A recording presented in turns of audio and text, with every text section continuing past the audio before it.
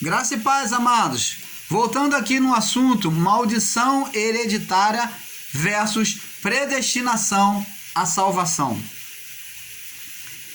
Então, como eu estava falando aqui, segundo a palavra de Deus, a morte e a vida está no poder da língua. Provérbio 18, 21. Diz aqui, a morte e a vida estão no poder da língua. Aquele que a ama comerá do seu fruto. Significa dizer que aquilo que você ouve, daquilo que você alimenta, do que as pessoas falam, é que vai fazer diferença na sua vida. Que a morte e a vida está no poder da língua. Então, a língua domina tanto morte, ela tem poder tanto para fazer matar, como também para fazer viver. Aquilo que sai da boca do homem é que vai fazer isso. E diz aqui, em Tiago, capítulo, ainda falando sobre a língua, Tiago, capítulo 3, no verso 6, diz assim: a língua também é um fogo, como um mundo de iniquidade. A língua está posta entre os nossos membros e contamina todo o corpo. Olha, inflamada, curso da natureza, e é inflamada, e inflama o curso da natureza. Olha, a língua mexe até com a natureza. E é inflamada pelo inferno. Preste atenção. A morte e a vida está no poder da língua. Uma vez, os discípulos falando de contaminação, de lavar as mãos, para não se contaminar, porque eles tinham um ritual de purificação e eles não queriam se contaminar. Toda hora eles pensavam em se purificar. E quando eles acharam que os discípulos de Jesus não lavaram as mãos para comer, e começaram a discutir entre si, Jesus falou: olha, o que contamina o homem não é o que entra, mas o que sai do homem. O que entra e é jogado em lugar escuso. Ele está falando de alimento. O que entra dentro do homem, ele entra e é jogado em lugares escusos. No caso, ele fala das nossas fezes. Ele fala como o alimento físico. Agora ele está falando, mas o que sai do homem... Agora ele está falando, o que sai do homem que é pior. É o que contamina o homem. Que homem? O outro homem. Não só assim mesmo, como o outro homem, o que sai do homem. Então, o que sai do homem é que é o maior mal, é o maior amaldiçoador da vida do homem, como do outro homem. São as palavras de morte, palavras de maldição. Porque, por exemplo, o sistema diz que você tem que fazer uma corrente para se libertar do espírito de maldição hereditária. Mas, na verdade, eles não vão libertar. Não tem como libertar, não existe maldição hereditária. Mas eles, quando você acredita nisso, você vai estar se alimentando de um espírito que sai da boca deles, que está proferindo uma maldição contra a sua vida. Porque eles dizem que se o seu filho, se o pai foi doente, teve câncer, o filho vai ter também. E eles consideram essa doença como maldição hereditária. E eu já expliquei aqui para vocês, acerca do cego de nascença, que os discípulos perguntaram para Jesus: quem é que pecou, mestre, para que ele nascesse cego? Foi ele ou os seus pais? Por que eles perguntaram isso? Porque lá no livro de Êxodo, capítulo 34, no verso 6 até o 7, fala sobre a maldição hereditária. Eu visito a maldade dos pais nos filhos dos filhos, da terceira até a quarta geração daqueles que me aborrecem. No período da lei, a maldição hereditária era verdade. Quando a pessoa aborrecia Deus, não cumpria a lei, e ela carregava sobre ela uma sentença de maldição. E muitas dessas maldições, dependendo do pecado, da transgressão, ela trazia não só sobre ela, como transferia para as suas gerações, até do neto até o bisneto. Até o bisneto. Então, o bisneto já vinha também trazendo aquelas sequelas, aquela maldição de enfermidade e maldições que vinham espirituais sobre ela. Essa maldição era espiritual por quê? Porque era uma sentença espiritual que fazia com que as pessoas vinham em estado de enfermidade, cada uma com as suas deformações físicas. Sentenciado pela palavra da lei. Então as pessoas viviam essa maldição. Agora, nós estamos na graça. Nós estamos na graça. No livro de Deuteronômio 28, é que surgiu essa maldição. Deuteronômio 28. É a maldição, a bênção decorrente. Deus também abençoou, tá? Ele não só abençoou até a quarta geração, né? Aqui no livro de Êxodo, Deuteronômio 34, do verso 1 ao 14, ele vem abençoar da primeira até a quarta geração, daqueles que obedecessem a palavra da lei. Mas aqueles que não obedecessem, Deuteronômio 28, do 15 ao 68, tinha as maldições decorrentes da desobediência, da primeira até a quarta geração. Então, isso é maldição hereditária. Sim, e quem sentenciava essa maldição? O próprio Deus. Ele sentenciou a maldição mediante a lei mosaica. Era uma coisa automática. Por isso os discípulos perguntaram se aquele cego estava cego por causa do pecado dele ou dos pais. Jesus disse, nem ele nem seus pais pecaram, mas ele nasceu assim para que nele se manifestasse a glória de Deus. E o sistema religioso tenta imputar sobre você um ensino danoso, um ensino mentiroso de que você tem que se libertar do espírito de hereditariedade. Em outras palavras, eles rejeitam a salvação de Cristo. Eles rejeitam o que Cristo fez na cruz. Presta atenção aqui. Em Gálatas, capítulo 3, no verso 39, Gálatas, capítulo 3, verso 39. Vamos ver aqui. Vamos ver aqui. Gálatas 3, 39. Gálatas 3, 39, né? Glória a Deus. Diz assim, 3, 29, aliás, me perdoe, 3, 29. Diz assim, se sois de Cristo, então sois descendência de Abraão. Se sois de Cristo, sois descendência de Abraão. Você lembra que Deus falou a Abraão? Sai da tua tenda e olha para os céus. Vê as estrelas aí se tu podes contar.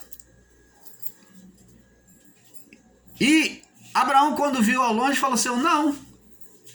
Porque a estrela, além de estar distante, tinha lá todo o brilho daquelas estrelas, amados, e abençoados em Cristo. Representava cada um de nós, espíritos iluminados, que viriam, os espíritos da fé, em Abraão, a fé abraâmica. Entendeu? A fé abraâmica que viriam, que estavam sendo projetados ali ao longe, mas que no futuro seriam manifestos os filhos da fé, os filhos de Abraão.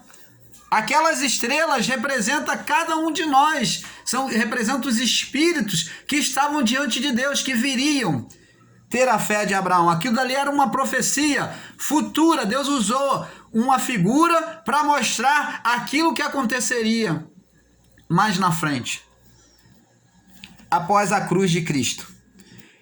E diz assim: se sois de Cristo, então sois descendência de Abraão e herdeiros conforme a promessa. Nós herdamos o quê? Nós somos herdeiros de quê? De maldição? Não. Tá vendo aqui? Somos herdeiros da promessa abraâmica. Você entende agora? O sistema coloca na tua cabeça que você é herdeiro, você traz maldição hereditária. Aqui, a palavra de Deus está dizendo para você que você traz hereditariedade de bênção, de salvação do Espírito, em que não existe condenação. Não existe condenação de pecado. E diz mais, vamos lá. Romanos, capítulo 8, verso 17. Olha, nós estamos aqui na graça, hoje, dando tapa na cara do diabo. E esse diabo aí, não ser para nós, não ser de cauda, ser de chifre, não. Esse tapa na cara do diabo é essa carne transgressora, né? Que vem aí, essa carne que vem transgredindo a lei de Deus. A lei de Deus. Essa carne que vem transgredindo a lei de Deus e ensinando mentira. Estamos dando tapa na cara do diabo. Tá bom? Romanos, capítulo 8, verso 17. Diz aqui: se nós somos filhos, somos logo herdeiros também. Olha, somos herdeiros. Olha, se somos filhos, olha como é que Deus te chama. E eles lá dizem que você tem maldição hereditária. Se somos filhos, somos herdeiros também. Verdadeiramente, herdeiro de Deus, co-herdeiro de Cristo, se é certo que com ele padecemos, para que também com ele sejamos glorificados. Você está vendo aí? E o sistema não tem palavra de vida para você. O sistema só tem palavra de morte, coloca você em situação depressiva. Eles dizem que você tem demônio, diz que você tem que tomar cuidado, porque as pessoas têm inveja de você no seu trabalho, podem estar fazendo demanda contra você. Você entende o espírito que ele prega, espírito do medo? Eles colocam na tua mente um alerta de mal que não existe contra você. Eles criam o mal e a sua mente fica em alerta, porque você chega a achar que aquela pessoa que trabalha com você, talvez, tadinha, coitada dela, tá ali na maior boa intenção, querendo ser sua amiga, e eles colocam aquela pessoa como inimigo seu, dizendo que ela pode ter feito um trabalho de macumbaria contra você. Ora, trabalho de macumbaria? Vale algum encantamento contra os ungidos de Deus? É isso que diz a palavra? Não vale nenhum encantamento contra os ungidos do Senhor. Puro engano do sistema religioso. Pode fazer trabalho, pode despachar um boi, mas você é de Cristo. O seu espírito pertence a Cristo. Você é iluminado, você é abençoado.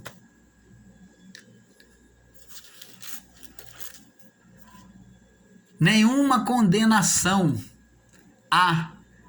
Nenhuma condenação há para os que estão em Cristo Jesus. Macumba?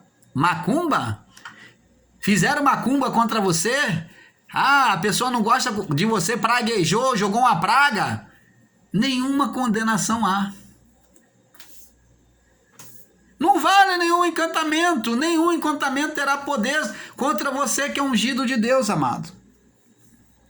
E diz aqui, ó, Romanos 8, 17, nós já lemos, né? 17. E diz aqui agora, Efésios capítulo 2, para nós terminarmos, fecharmos aqui, né? Efésios capítulo 2,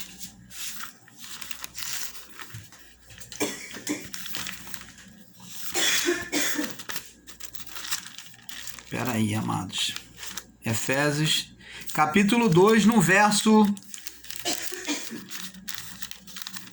8, diz assim, Efésios 2, 8, diz assim: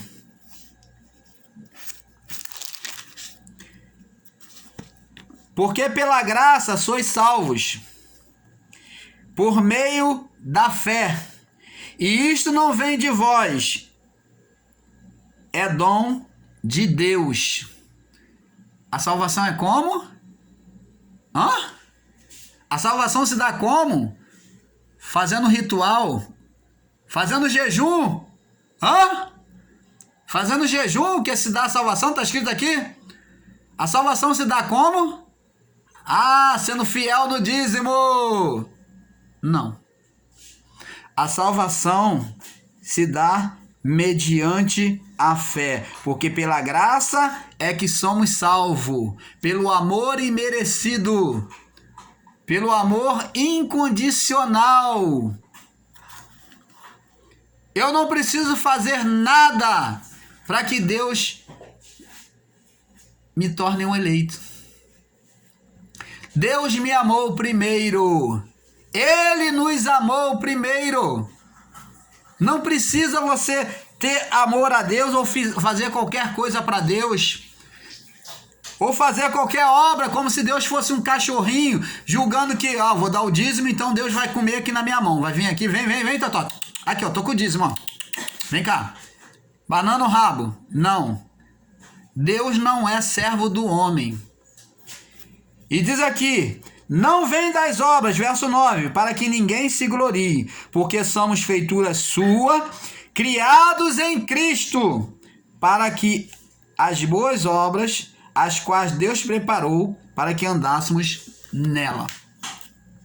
Então, amados, reflita sobre isso. Você que está aí na lei, no sistema religioso, eu quero dizer para você, Jesus, ele te ama. E ele ficaria muito, muito mais feliz se você acordasse e entendesse a mensagem da revelação da graça. Você vai ter alegria, gozo e paz. Porque esse é o reino do Espírito, daquele que vive o reino de Deus. O reino de Deus é alegria, gozo e paz.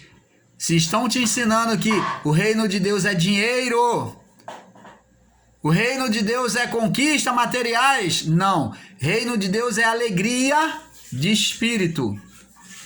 É gozo de espírito, gozo de entendimento das coisas de Deus. E paz, você tem paz na sua alma. Será que você tem paz ou você está sendo escravo do homem? Muitas das vezes você não quer nem ir para a igreja, mas você vai porque você se sujeita ao homem, a essa chamada igreja. Olha, que a paz de Deus entre no seu coração, porque ela já foi concedida a cada um de nós. E se você quiser viver essa paz de Deus que está no reino de Deus, então abre seu coração para a graça, deixa a graça entrar no seu coração, seja iluminado nesta noite, em nome de Jesus.